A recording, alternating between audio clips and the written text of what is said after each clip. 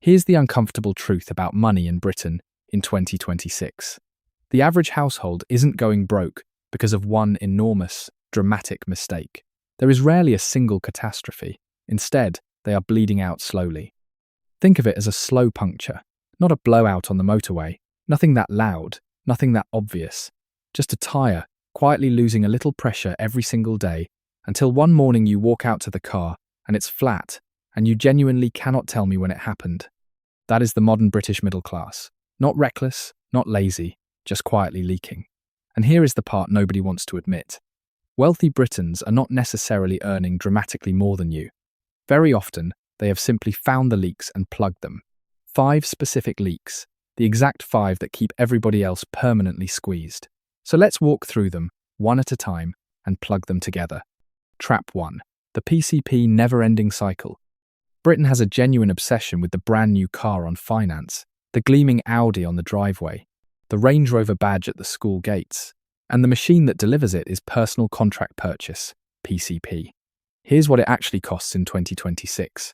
The average new car finance rate quoted this year sits at around 10.9%. Not the tiny number the salesman waves at you, the real one. Meanwhile, car insurance, having dipped for a spell, is climbing hard again, with rising repair bills and clever technology pushing premiums right back up. Stack those together, and that affordable £500 a month is not a car payment. It is a tax on your future freedom.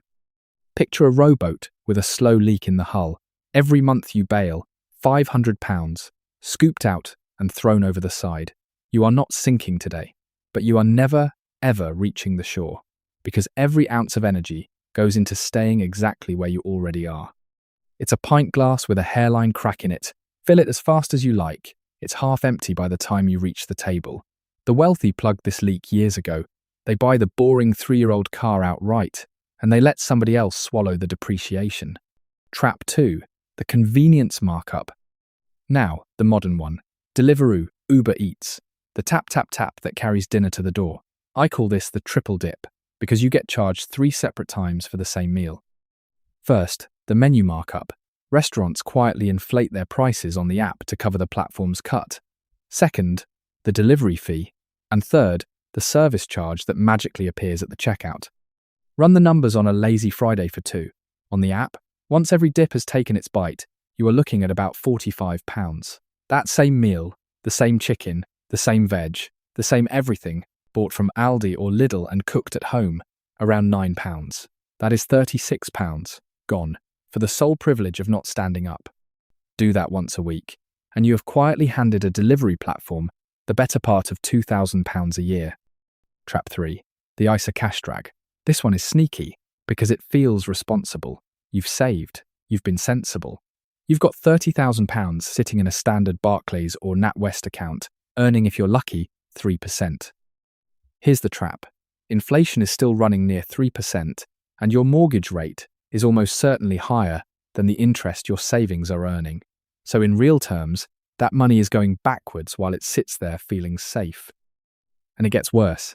If it's unshielded, sitting outside a tax wrapper, the interest itself can be taxed, which means the HMRC taxman takes a quiet slice on the way out too. Unshielded cash is a silent victim. The fix costs nothing. A cash ISA shields the interest from tax entirely. A stocks and shares ISA, or a SIP, your self-invested personal pension, puts that money to work instead of letting it wither. Same pounds, completely different destiny. Trap 4. Subscriptions and ghost memberships. Added up honestly. And the average household is leaking around £60 a month through subscriptions, and a huge chunk of it is for things nobody is actually using. The streaming service you watch twice. Back in March, the premium gym membership that has quietly become a £38 a month guilt tax on a New Year's resolution.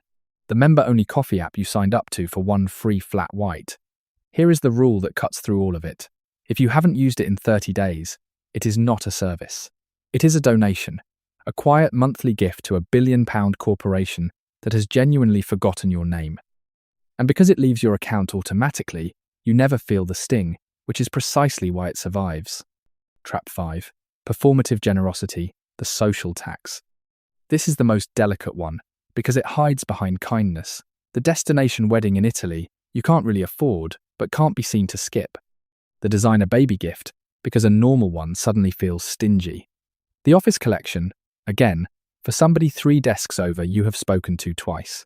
None of it is bad, but it adds up, and it runs on guilt and image rather than genuine intention. And here's the quiet thing about wealthy people. They are surprisingly comfortable saying no. They set firm boundaries on social spending, not because they're mean, but because they protect their long-term resilience fiercely. A thoughtful card and a genuine congratulations costs almost nothing, and the people who truly matter never keep score. So let's talk about what all of this really costs. Not any single trap, all 5 of them, together, humming away in the background. Because the true cost isn't really the money. It's the feeling. It's waking up on any random morning, the start of another working week, and realizing that you are working to pay off your past rather than to build your future. Every payday spoken for before it even lands. That is what the slow drain actually steals from you. Not just pounds, but the sense that you are getting anywhere at all. Now hold that feeling up to what I call the wealth mirror. Add up the leaks, the finance you didn't need, the deliveries, the lazy cash, the ghost memberships, the guilt spending, and for a typical squeezed household it comes to around £350 a month. Now, redirect it. Same money, just pointed somewhere else, into a low-cost global index fund, left completely alone for 20 years, growing at a fairly ordinary long-run average of around 7% a year. That £350 a month doesn't just add up, it compounds into over £150,000. Same person, same salary. The only thing that changed was where the money was allowed to leak. And before you picture a life of grim, joyless, penny-pinching, let me stop you right there. This was never about deprivation. Plugging these leaks is not about never ordering the takeaway, never going to the wedding, never enjoying a single thing you have earned. That is just misery, and misery never lasts. It is about the difference between a yes you actually chose and a yes that simply happened to you. The wealthy still order the odd dinner to the door. They still turn up to the wedding that genuinely matters. The difference is that every one of those pounds was spent on purpose, with their eyes wide open. Nothing leaks in the dark. And here is the quiet magic of it. You do not have to plug all 5 leaks tonight. Plug one, just one. Feel what an extra £50 or £60 a month, kept and pointed somewhere that actually matters, does to your shoulders. Wealth in Britain, for ordinary people, is not about a dramatic income. It is about manual overrides. It is about taking back control of the small, automatic decisions that have quietly been making themselves for you. So do this one thing this week, a direct debit audit. Open your banking app, go to your standing orders and your direct debits, and read every single line out loud. For each one, ask a blunt question. Is this a tool or is this a leak? Then cancel 2 things today. Just 2.